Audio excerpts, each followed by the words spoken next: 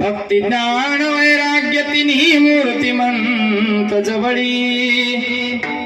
द्वंद्वातीत दया शांती ब्रह्मचारी कली नसे ग्रह मान देह आशा जातील भरी ऐसे संत भगवान बाबा त्यांचे चरणी मी नमन करी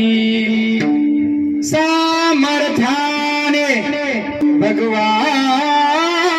बाबांच्या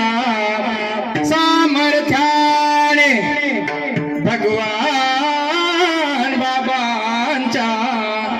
संकट जाई माघारा